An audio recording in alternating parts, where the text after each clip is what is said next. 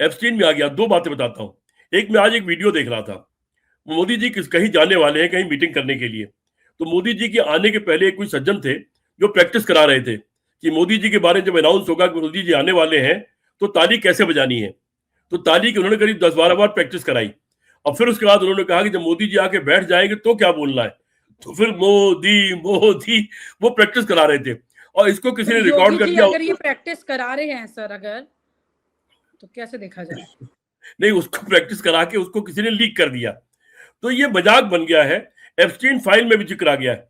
Epstein file में Israel के किसी आदमी का और हिंदुस्तान के इनसे अब जिक्र हो रहा है, और उसमें यह जिक्र हो रहा है कि ट्रंप के चुनाव से पहले ये जिक्र हो रहा है कि हम हिंदुओं की एक मीटिंग करेंगे और उनको हम ऑर्गेनाइज कर रहे हैं। ये वो कह रहा है, इजराइल के लोग कह रहे हैं कि हम उसको ऑर्गेनाइज कर रहे हैं और उनको हम लोग ट्रेंड कर देंगे, और उसके बाद उसका असर चुनाव पे पड़ जाएगा, इसका फायदा मिलेगा, और इसका फायदा फिर मोदी जी को मिलेगा। एप्स्टीन फाइल में सब तरह की चीजें निकलने लगी हैं। तो अब इजराइल करेगा, एप्स्टीन करेगा, मोदी मोदी कराएंगे, इससे लाभ क्या मिलेगा? मैं एक सवाल पूछता हूं। मोदी जी जो पहली बार जब गए थे विदेश, शायद अमेरिका ही गए थे पहली बार। अमेरिका शायद इसलिए गए होंगे कि उनको पहले अमेरिका में वीजा नहीं मिलता था, तो उनके अंदर एक कॉम्प्लेक्स रहा होगा कि मैं पहली बार अमेरिका जाऊंगा। और अमेरिका में मैंने आपको शायद बताया था कि 3 महीने पहले इनके दो लोग शायद रविशंकर प्रसाद और एक जो आरएसएस वाले जिनको हटा दिया गया पद से, जो कश्मीर का में कुछ सौदा करने में पकड़े जा रहे थे, और उनके बारे में सतपाल मलिक ने जिनका डिक्लेयर किया था नाम कि 200 करोड़ रुपए का कोई सौदा करना चाहते थे। ये दो लोग 3 महीने पहले अमेरिका भेज दिए गए, और फिर अमेरिका में हिंदुओं से मिलना जुलना, और वहां पे भी इनका एक HMM या MMH या किसी नाम से हिंदू महासभा करके वहां चलती है, और आरएसएस का एक दूसरे रूप में जगह जो दुनिया में फैलाव कर रहे हैं, उन लोगों से मिले ये लोग। इसके बाद फिर क्या हुआ कि इन्होंने हिंदुस्तान के नाचने गाने वाले लोगों को कांटेक्ट किया और उन लोगों को बुक किया कि हिंदुस्तान में वो अमेरिका में आएंगे, स्टेज पे वो नाच गाना करेंगे, और उनके नाम पर भी लोगों को इकट्ठा किया कि फला फला लोग आएंगे, नाच गाना करेंगे। तो मोदी के आने के पहले वो नाच गाना, और उसके बाद आपको ध्यान है अमेरिका में एक ही तरह के कपड़े हुए पहने हुए, एक तरह के लोग, एक जैसे नारे लगाते हुए लोग। ये सारी नौटंकी, मैंने पहली बार ही अमेरिका में 2 सवाल उठाए थे। एक तो ये कि भाई ऐसा कैसे हो सकता है कि अमेरिका में लोगों ने एक ही रंग के कपड़े पहन लिए एक तरह के, और एक ही जगह एक वो जहां बैठने की जगह होती है एक ही जगह एक रंग वाले जाकर के बैठ गए। ऐसा कैसे संभव है? ये किसी तरह प्रैक्टिकली पॉसिबल नहीं।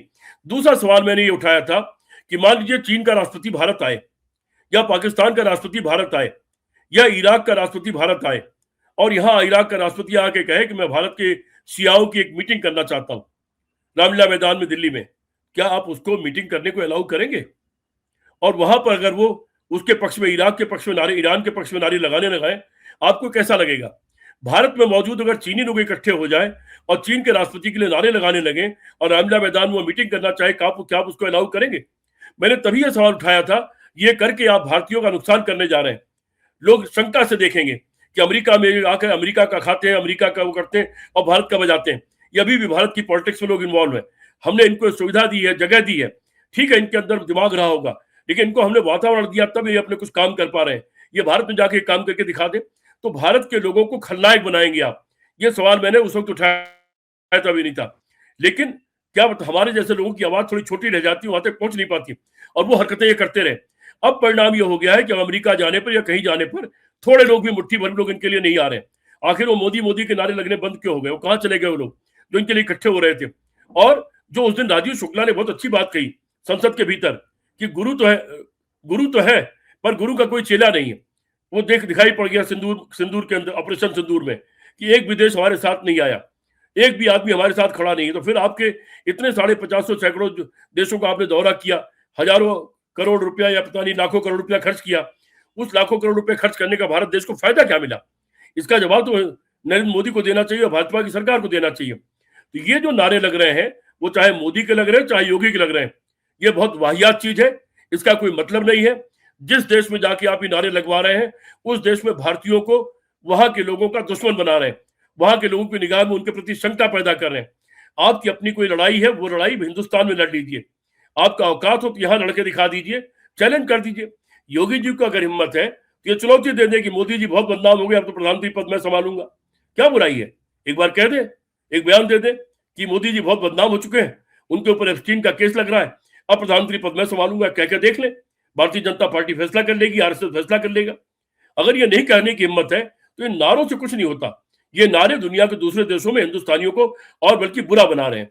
जी तो सर विनीता। ये चुनाव है क्योंकि अब और लगातार योगी आदित्यनाथ हिंदुत्व का एजेंडा चलाए हुए हैं, मतलब भगवा पहने हुए हैं, हिंदुत्व का चेहरा बने हुए हैं और ऐसी परिस्थिति में मतलब अगर वो अपने लिए नारे ना लगवाएं तो वो भाई गलत क्या है? इलेक्शन आ रहा है, इलेक्शन में अपनी प्रमोशन वो भी तो करना चाहेंगे मोदी जी की तर्ज पर। प्रमोशन उत्तर प्रदेश में करें ना, चुनाव तो उत्तर प्रदेश में होना है, तो चुनाव सिंगापुर सिंगापुर में की तो भी नहीं तो होना। आवाज आनी चाहिए ना सर यूपी में, सिंगापुर में योगी। तो चुनाव नहीं होना है, सिंगापुर में जानता हूँ लोगों को। मेरे मेरे एक साड़ू भाई है जो 3 पीढ़ी से वहां रहते हैं, जो वहां पर हिंदुस्तानी समाज के अध्यक्ष रहे, जो आर्य समाज के अध्यक्ष रहे, और जो वहाँ डीएवी स्कूल चलते हैं उसका डायरेक्टर है आज की तारीख में। मेरे अपने खुद के सगे साड़ू भाई है, तीसरी पीढ़ी उनकी वहां पर है, मैं जानता हूँ लोगों को वहां पर। सिंगापुर का एक बात बता देता हूँ, इंदिरा गांधी की हत्या हुई, आपके दर्शकों को बता दे रहा हूँ, दर्शकों को नई नई जानकारियां भी मिलनी चाहिए। इंदिरा गांधी की हत्या हो गई थी। इंदिरा गांधी की हत्या के समय सिंगापुर में मौजूद हिंदुस्तानियों ने एक जुलूस निकाला इंदिरा गांधी की हत्या के खिलाफ खेद व्यक्त करने के लिए और उस पर गुस्सा जाहिर करने के लिए। तो सिंगापुर के प्रधानमंत्री ने हिंदुस्तानियों के नेताओं को बुलाया और उनसे उन्होंने कहा कि किसी दूसरे देश में क्या हो रहा है उस पर क्या प्रतिक्रिया व्यक्त करनी है, वो व्यक्त करना हमारी सरकार का काम है, ये हमारी जनता का काम नहीं है।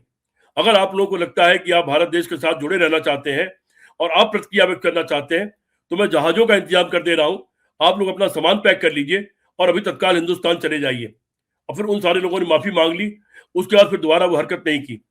तो सिंगापुर से कोई आवाज नहीं आने वाली है। जो भी आवाज आएगी, थोड़ी देर पहले मैंने आपकी एक चर्चा में कहा कि भारतीय जनता पार्टी की पोजीशन उत्तर प्रदेश में बहुत खराब हो चुकी है और योगी आदित्यनाथ जी की सरकार के कारण खराब हो चुकी है। घुटने में गोली मारने से सरकार नहीं चलती, गरीबों के घर पर बुलडोजर चलाने से सरकार नहीं चलती। वो फैजाबाद का आदमी जिसको अयोध्या आपने कर दिया है, वो मुसलमान आदमी जिसका आपने बेकरी गिरा दी, जिसका आपने घर गिरा दिया, जिस पर बलात्कार का आरोप लगाया था, जो समाजवादी पार्टी का नेता है, अब वो साफ बरी छूट गया। अदालत ने उसको बरी कर दिया कि उसके ऊपर कोई आरोप साबित नहीं होता है। अब उसकी जो बदनामी कराई उसके बदले में उसको आप क्या देंगे? उसकी जो बेकरी गिराई, क्या वो बेकरी आप बनाएंगे? उसका जो घर गिराया, क्या घर वो आप बनाएंगे? इन सब चीजों का जवाब अब जनता में देना पड़ेगा योगी आदित्यनाथ जी को और भारतीय जनता पार्टी की सरकार को देना पड़ेगा। इसलिए विदेश में नारा लगाने से कुछ नहीं होगा। जो भी कुछ करना है ये उत्तर प्रदेश में करिए, अभी भी वक्त है। उत्तर प्रदेश में जो बुरा हाल कर रखा आपने, जो भ्रष्टाचार आसमान छू रहा है, जो महंगाई आसमान छू रही है, जो तमाम बुराइयां फैली हुई है इस वक्त आपकी सरकार में, उनको ठीक कर सकते हैं तो उनको ठीक करिए। आपको वोट उससे मिलेगा, विदेश में नारा लगाने से नहीं मिलेगा।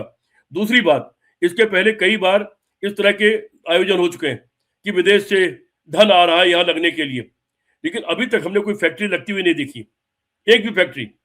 कई लोगों ने कर दिया इस तरह के आयोजन कि विदेश के लोग आए, इतने लाख करोड़ रुपए के एमओयू साइन हुए, लेकिन एमओयू साइन होकर जाते कहाँ पता नहीं लगता, वो कहीं पर जमीन पर उतरते हुए दिखलाई नहीं पड़ते। उसका जवाब तो जनता मांगेगी विनीता।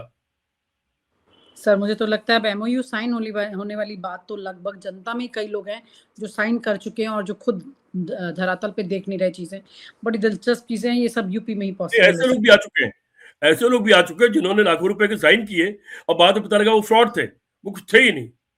मैं भी एक आध लोगों को जानता हूँ जो आए उस बहाने मुख्यमंत्री के साथ चाय वाय पी गए और साइन वाइन कर गए, लेकिन जमीन पर कुछ भी नहीं है। दिलचस्प है, राजनीति है सर, तमाम तरह की इंटरेस्टिंग चीजें। Thank you so much sir, thank you so much. आपने काफी देर वक्त हमारे लिए थकान के बावजूद समय निकाला, क्योंकि लोग आपको सुनना चाहते हैं, आपके विचारों को सुनना चाहते हैं।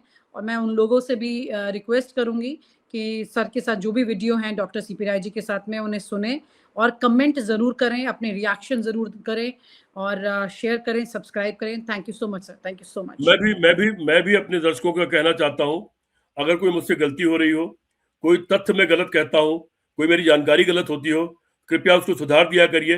मुझको उसको सुधारने में कोई दिक्कत नहीं होगी। आदमी गलती का पुतला है, गलती करता है।